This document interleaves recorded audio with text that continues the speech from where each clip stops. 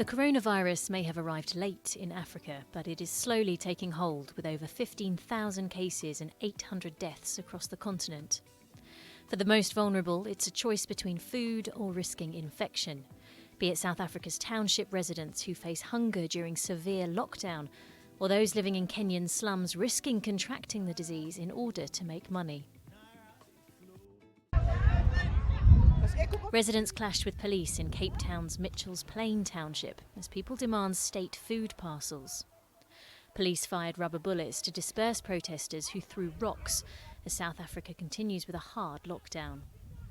The country has more than 2,500 confirmed infections, the highest number in Africa. There are fears the virus could spread rapidly in its many informal settlements. This is not animals, this is hungry people. These people are looking just for food. Please, I don't think Ramaphosa is doing something good. Why not? Then we can rather die of coronavirus than to die in our homes of hunger. Rays of Hope, an organisation that works in townships in Johannesburg, has distributed much-needed food to people, many of whom are informal workers currently unable to earn a living. The big challenge, I was staying at home with the kids, no money, no food, how the kids are like. Every day in the morning, mommy, food, everything.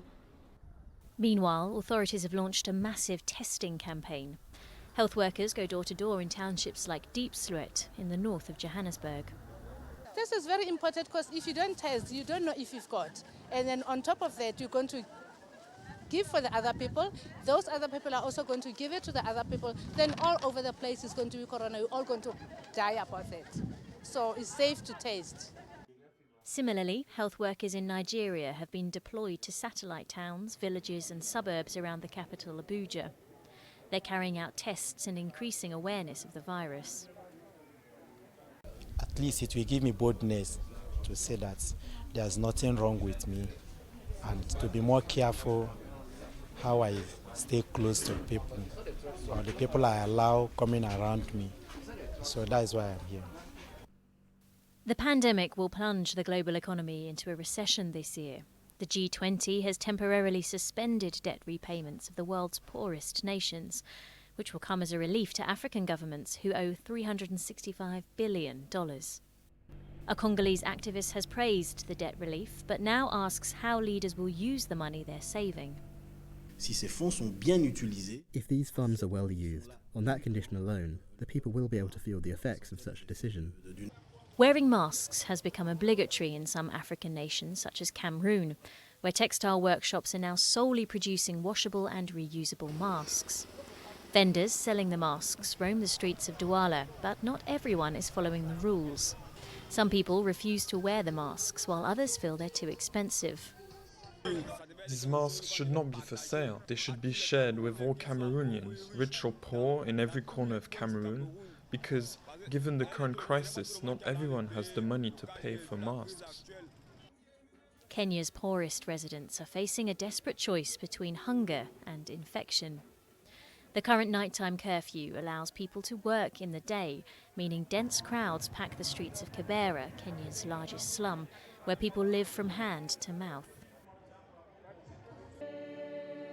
Social distancing measures meant that Easter celebrations around the world were largely put on hold. Most of the Catholic Church's 1.3 billion faithful were in forced confinement, but in Burundi, churches were filled with parishioners. He is stronger and more powerful than the coronavirus. That is why we celebrate the one who has the power and strength to heal even those who are sick.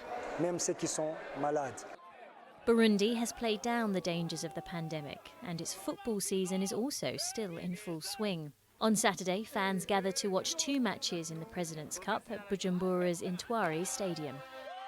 Life as normal, while the coronavirus pandemic in Africa gathers speed.